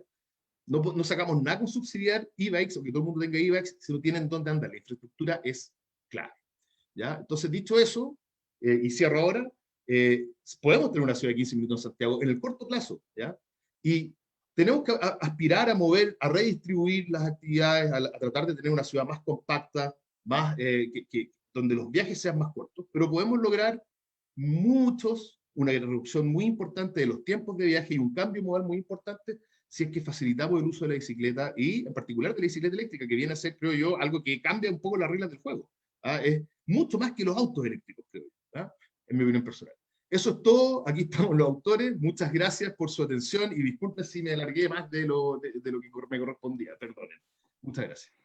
Gracias, Ricardo. No, el tema es fascinante y da para mucho. Te agradezco también la presentación, está súper entendible, súper fácil de comprender para cosas que igual son un poco más complicadas. Dejamos de compartir pantalla y pasamos a las preguntas. Mauricio, yo no sé si todavía estás por ahí. Mauricio tiene que retirarse pronto, así es que quisiera darte la palabra porque hay 2 preguntas en el chat. Tú las tienes más claras que yo, por lo que veo, de Laura Gallardo, ¿no es cierto? Sí. Sobre el tema de la leña y su incertidumbre.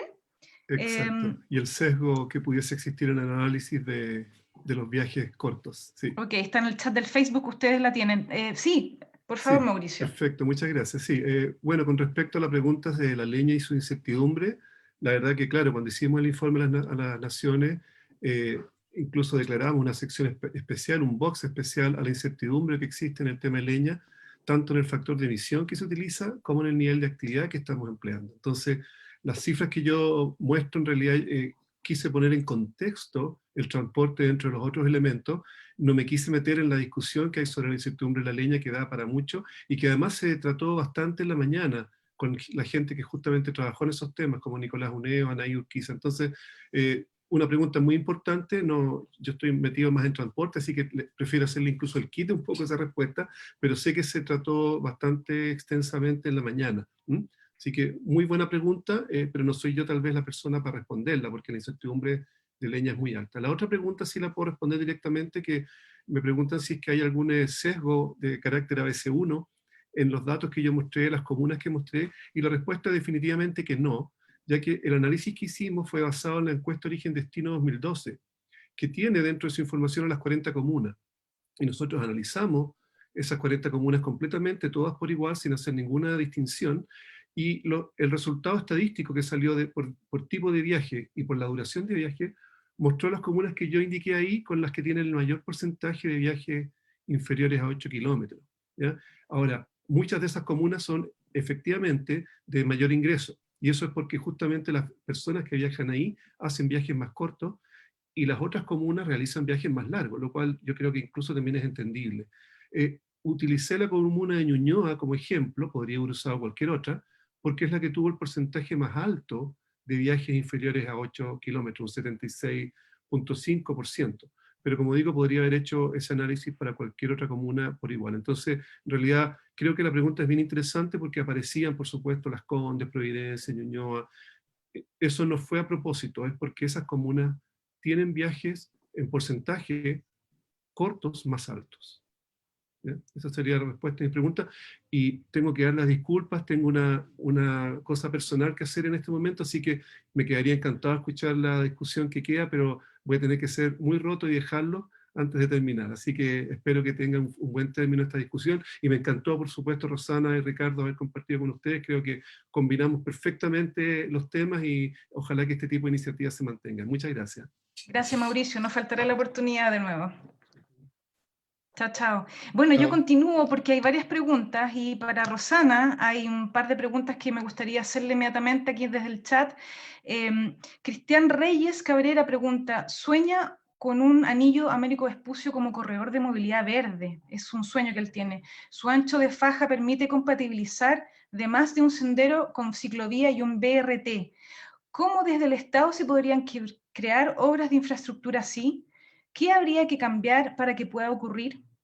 Y José Reyes Saldías pregunta, ¿se ha estimado la incidencia que tendría la implementación de un corredor verde sobre la cantidad de MP2, 5 o NOx en alguna calle? ¿Es relevante esa incidencia?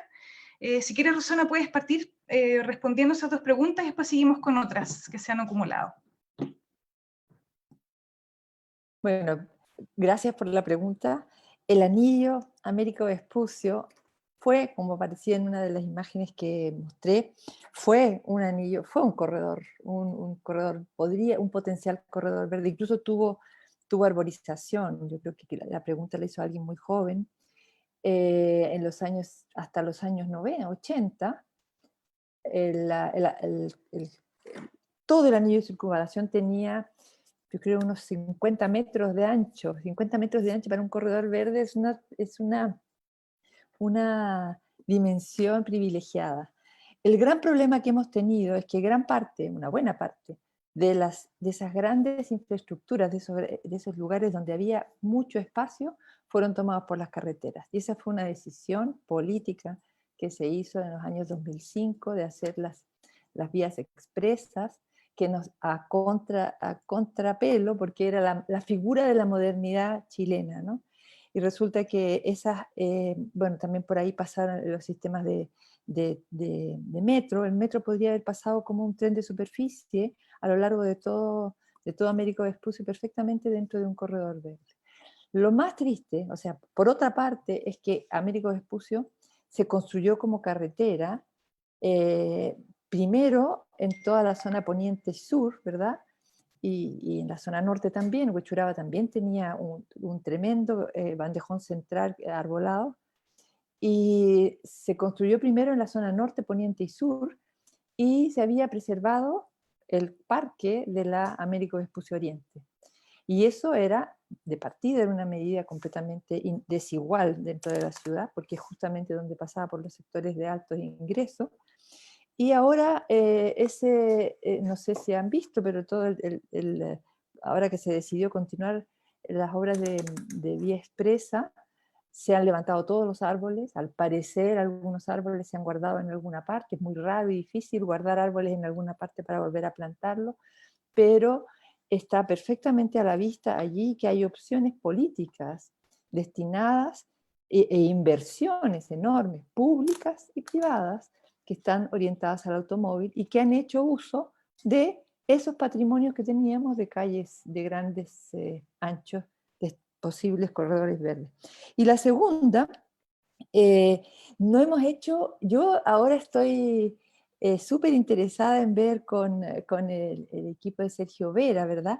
El ver qué tramo de un corredor, cuánto captura una manzana completa con arborización, con muros verdes y con techos verdes. Yo pienso que ese puede ser un siguiente paso de la investigación que están haciendo. Así que eso está por hacerse.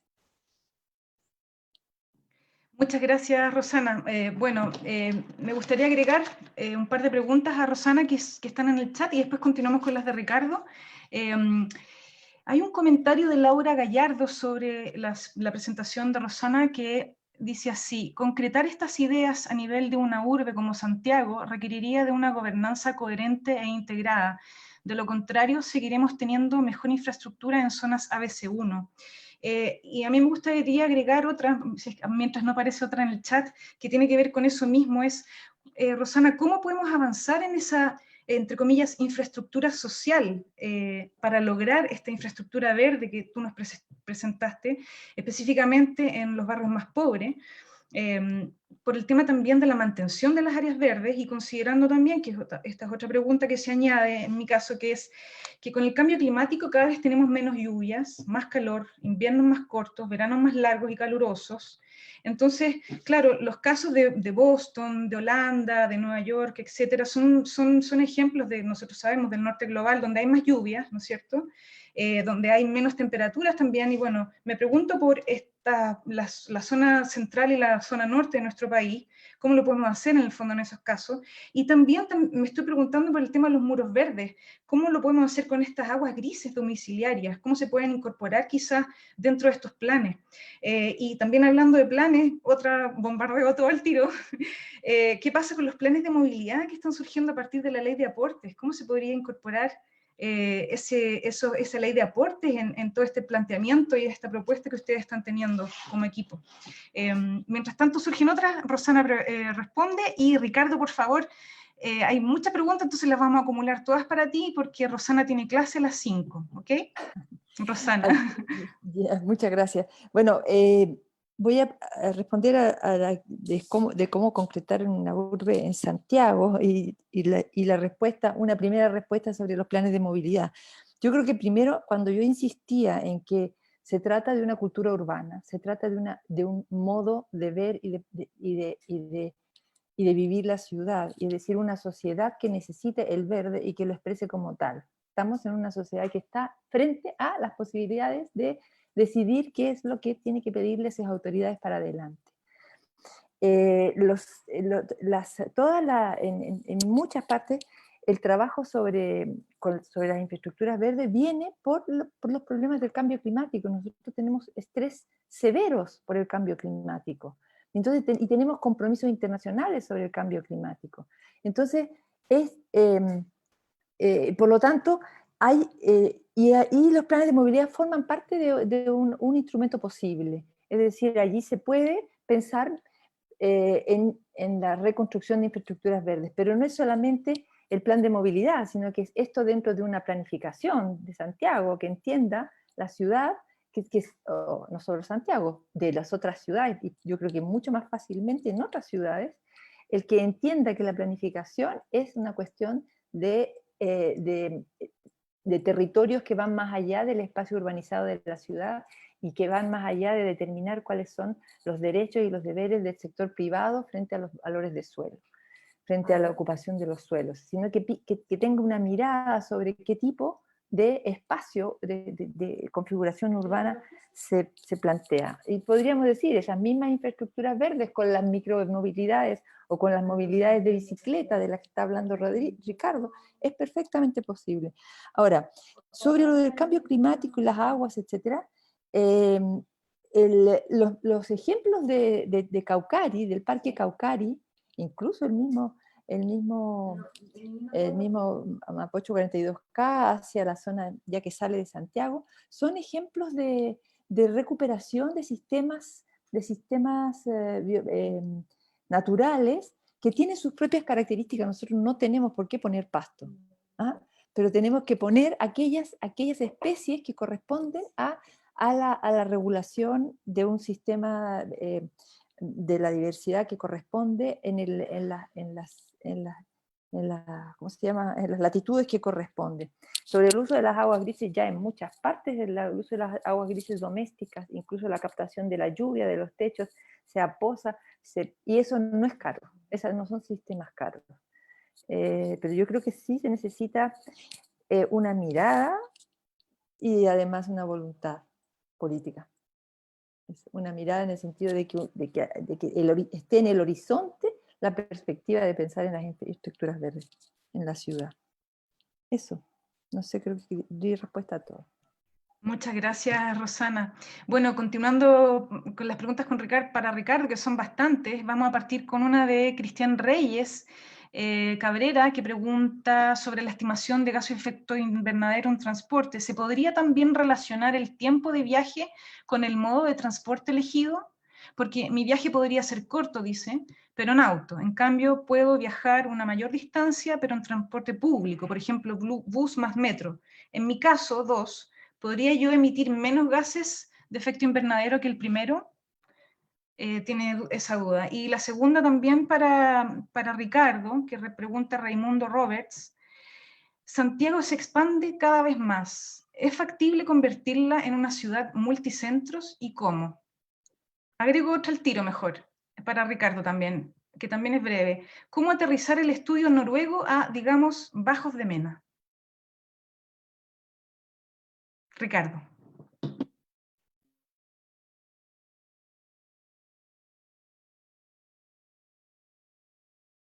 Nos falta tu audio. Perdón. Ahora sí, dale. Ahora sí. Ya. La primera pregunta respecto a si la relación entre tiempo y distancia, claro, ahí está la esencia del tema. O sea, hay viajes que son muy largos, ¿ya? Y que lo podemos hacer en auto, por una autopista, si no hay congestión y demorarnos muy poco, pero emiten bastante, ¿ya? Y hay viajes que son, hay viajes que son muy cortos y que si lo hago en auto estoy emitiendo un montón, mientras que si puedo hacer un viaje más largo en un modo más sostenible, como el transporte público, voy a estar emitiendo menos. Claramente, yo creo que en el fondo lo que tratamos de mostrar en el análisis que presenté es que justamente no se trata solamente de cambiar la tecnología, hay una combinación entre cambiar el largo del viaje, que además incentiva un cambio en el modo de transporte, y eso es un efecto doble y mucho más relevante, y por eso es mucho más fácil lograr, en el fondo, la reducción de emisiones si es que nos preocupamos de ambas cosas, de la distancia y del modo. Pero para cambiar el modo tenemos que cambiar las distancias, o hacer lo que estaba contando yo, que es tratar de hacer que moverse en bici eléctrica, que permite básicamente llegar a todas partes, o llegar a todo lo que necesitamos en un tiempo razonable, hacer que ese cambio sea factible, vía generar infraestructura, y también, yo creo que una inversión muy rentable, de hecho hay un montón de ciudades europeas que lo hacen, subsidiando la compra de bicicletas eléctricas. Eso además le quita el problema a la gente que se queja de porque vive en la precordillera, por ejemplo, y dice, para mí la bicicleta no es una opción porque vivo en la precordillera. Bueno, con bici eléctrica eso no es problema. Que mi viaje es 12 kilómetros, bueno, con bici eléctrica eso no es problema. La velocidad promedio de la bicicleta eléctrica es mayor que la del auto, bajo congestión en una ciudad como Santiago. Necesitamos así que haya infraestructura para que la bicicleta, sea eléctrica o no, se pueda mover de manera expedita y segura. Respecto a la expansión de Santiago y si es posible hacer de Santiago una ciudad policéntrica, bueno, claramente ese es uno de los principales desafíos que tenemos hoy. Tenemos nuestra ciudad ha estado... Hay una falta de planificación en nuestra ciudad que básicamente ha permitido que el mercado determine... yo no digo que el mercado sea el demonio, ¿no? Pero en el fondo hay ciertos aspectos en que uno debe regular el mercado. Y claramente en el desarrollo inmobiliario en expansión y también el desarrollo inmobiliario en ultradensidad, porque la densidad es saludable, pero si tenemos hiperdensidad, como hemos visto en algunos casos en el caso central, tampoco es bueno. Eso es uno de los principales problemas, porque es una barrera a tener una ciudad compacta que permita viajes más cortos en modos de transporte menos contaminantes, ¿ya? Y es una barrera muy difícil de levantar, porque una vez que la ciudad se expande, no la podemos contraer de vuelta, ¿ya? Entonces, una vez que se hace eso, estamos perdidos, ¿ya? Entonces, yo creo que todavía estamos a tiempo para detener ese tipo de cosas, pero eso requiere, tal como decía Rosana, requiere de voluntad política, requiere de tener gobernanza sobre este tipo de cosas. Hoy día no existe, hoy día estas cosas ocurren, o sea, hay cierta gobernanza, hay cierto control, pero en verdad es poco. O sea, si nosotros vemos casi todo el desarrollo inmobiliario en expansión, que es el norte de Santiago, es producto de un instrumento que se llamaron las zonas de desarrollo urbano condicionado, que básicamente fue y le dijo a dedo a alguien, mire, usted que tiene este predio acá, lo puede urbanizar. Usted que tiene este otro predio acá, lo puede urbanizar. ¿Por qué? Bueno, porque sí. Y ahí estamos. Y ahí tenemos todo Chicureo, Chemicero, básicamente un trozo más de ciudad, al que solo se puede llegar en auto, o prácticamente solo en auto, ¿ya? Pero con viajes que al final van a terminar a el resto de Santiago, donde hay gente que ni siquiera se mueve en auto y paga los costos de esos viajes. Y respecto a la pregunta sobre el paper de Noruega, estoy buscando aquí donde lo tengo para estar seguro que voy a hablar de exactamente lo mismo. Ese paper, el paper noruego, si no me equivoco, lo que está hablando es que la gente está dispuesta a pedalear el doble cuando tiene una bicicleta eléctrica, y con el doble de frecuencia cuando tiene una bicicleta eléctrica. Y la pregunta, que me parece muy válida, es como, oye, ¿y eso sería válido en Bajos de Mena? Claro, hay un problema respecto a la disposición en términos de esfuerzo físico a llegar más lejos y a pedalear más seguido. Yo no tengo por qué pensar que el ser humano que vive en Bajos de Mena o el ser humano que vive en Oslo van a tener diferencias sistemáticamente o estructuralmente insalvables y que en el fondo uno vaya a pedalear más que el otro. Ambos son seres humanos, tienen más o menos la misma capacidad de moverse y de gastar energía. La diferencia está en que en Oslo hay infraestructura de calidad y en Oslo además hay mayor seguridad, ¿ya? Y esos serían los dos factores que hacen que en Bajos de Mena sea más complejo, porque claramente, ¿ya?, una bicicleta eléctrica todavía es algo que se ve como una bicicleta común y corriente, probablemente puede ser algo atractivo de robar, ¿no es cierto?, si la seguridad es baja. Y yo no quiero estigmatizar estos lugares, pero claramente si es que la gente percibe que tiene un riesgo de que le roben su bicicleta que le costó plata, es menos probable que la use. Ahora, ¿cómo mejoramos eso? Tiene que ver con lo que presentaba Rosana. Tenemos que tener corredores donde haya control social del espacio público. Mientras más gente tengamos en nuestros corredores, mientras corredores sean más, mientras nuestras calles sean más espacio público que calles donde pase la gente, sino que sean lugares donde se está, donde ocurren cosas, es menos probable que ocurran cosas como que a alguien le roben la bicicleta fácilmente. Es más difícil que cuando hay control social del espacio, ¿verdad?, cuando hay gente observando lo que ocurre, cuando hay más gente es menos probable. Entonces, no, claro, no es fácil, no es llegar y copiar las políticas extranjeras, pero tampoco se trata de decir, oye, aquí no lo podemos hacer porque aquí tenemos problemas. Bueno, hay que avanzar. Si eventualmente subsidiamos un montón la bicicleta eléctrica y se vuelven algo común y silvestre, puede ser que ya no sea tan atractivo robarla eventualmente, ¿ya?, para no irnos por el lado que uno podría aumentar la seguridad, que también es un camino, ¿ya?, pero a mí me parece más interesante el camino que moverse en bicicleta se vuelve algo tan común, que hay tantas bicicletas que hay poco interés en robarse una porque no hay mercado, no hay demasiado mercado para la reventa, ¿me explico? Y eso, creo que respondí las tres preguntas. Gracias. Gracias, Ricardo. Como estamos en el tiempo, quedaron algunas preguntas pendientes, especialmente para Ricardo, un par, pero como estamos en el tiempo, voy a tratar de cerrarlas con nuevos desafíos, que es el tema de este seminario, para poder despedirnos y quizás después en el chat, en Facebook, tú puedes ahí responder un poco, que es el comentario sobre el tema de la matriz energética. El tema de la matriz energética, en el caso de la electromovilidad, claro, refiere solamente a la operación del vehículo eléctrico que transita por una ciudad, ¿no es cierto? Pero la huella no solamente se refiere a la operación de ese vehículo transitando, sino que también a la producción del vehículo eléctrico y el reciclaje. Eso se une a los nuevos desafíos que tiene la electromovilidad, que el ánimo no es decir, bueno, no a la electromovilidad, porque todo tiene impacto, pero en el fondo, ¿cómo estamos haciendo electromovilidad? Especialmente en un país como Chile, que tiene todo el tema de la industria del litio. Y el impacto que tiene en el Salar de Atacama ha sido muy, muy alto. Hay impacto en el tema del agua, hay muchas denuncias que incluso están desde Alemania, están diciendo en Europa, en el contexto europeo, cuánto están impactando el Salar de Atacama, y también en otros continentes, como África, en el país del Congo, con el tema del cobalto. Entonces, ahí se unen otros desafíos a todo este tema de las bicicletas eléctricas y a los autos eléctricos, al reciclaje de las baterías de ion litio, etc. Entonces, ahí si quieren podemos seguir en el chat, ahí en el Facebook, conversando sobre estos temas con otras personas que habían hecho preguntas al respecto, sobre todo en el tema de las hidroeléctricas. Yo quisiera agradecer la participación. Mauricio se tuvo que ir, pero agradecer a Mauricio, a Rosana y a Ricardo por esta conversación. Claramente no da el tiempo para poder abordar todas las aristas y toda la necesidad por también gatillar otros debates que son más bien políticos, ¿no? Otros compromisos que son más bien políticos, como lo dijo Rosana y ahora como lo dijo Ricardo. Así es que, bueno, agradecer la invitación de CEDEUS y del CR2, y seguir haciendo más de estas actividades que también puedan gatillar también esas coordinaciones que se requieren también para el proceso constituyente, ¿no? Os dejo invitado a ese proceso. Gracias, y Rosana y Ricardo, y yo no sé si Johanna va a aparecer, pero bueno, me despido entonces y dejamos de transmitir. Muchas gracias a todos. Gracias. Gusto de verlos.